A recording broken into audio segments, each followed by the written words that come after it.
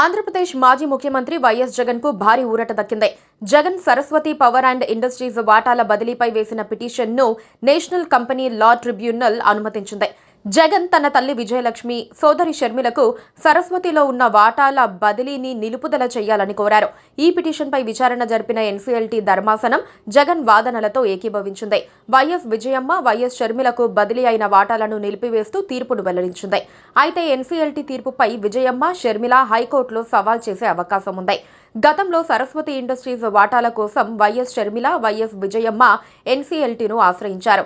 YS Jagan భారతీయులు కలిసి తమకు సరస్వతి పవర్ అండ్ ఇండస్ట్రీస్ లో రావాల్సిన వాటాలను ఇవ్వటం లేదని పిటిషన్ దాఖలు చేశారు. అయితే వైఎస్ జగన్ ఈ షేర్లను బదిలీ చేయొద్దని ఎన్సీఎల్టీను ఆశ్రయించారు. అంతకు ముందు నుంచే వైఎస్ జగన్, వైఎస్ షర్మిల మధ్య రాజకీయ విభేదాలు మొదలయ్యాయి. సరస్వతి పవర్ అండ్ ఇండస్ట్రీస్ లో 51.01% వాటా తనదే అంటున్నారు వైఎస్ జగన్. షర్మిలకు గతంలో వాటాలు ఇవ్వాలని అనుకున్నామని, దీనికి సంబంధించి గతంలో ఒక ఒప్పందం కూడా చేసుకున్నామన్నారు.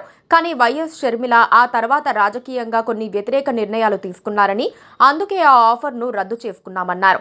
ఆ తర్వాత ఈ వాటాకు సంబంధించి తన సంతకాలు లేవు, సరైన పత్రాలు లేవు. అయినా సరే షేర్లు తల్లి విజయలక్ష్మి పేరుకు బదిలీ చేశారన్నారు.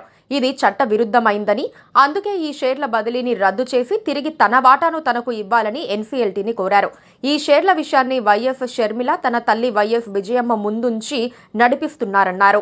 సరస్వతి పవర్ అండ్ ఇండస్ట్రీస్ లో తన వాటాల గురించి వైఎస్ విజయమ్మ ఎన్సీఎల్టీలో ప్రస్తావించారు. ఆ కంపెనీలో 99.75% వాటాలు తనవేనని, అవి చట్ట ప్రకారంగా తన పేరు మీదకు వచ్చాయని వాదనలు వినిపించారు.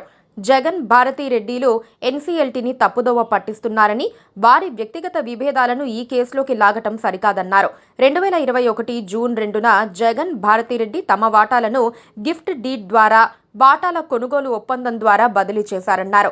షర్మిల భవిష్యత్తు కోసం గిఫ్ట్ డీడ్ ఇచ్చారంటం సరికాదన్నారు.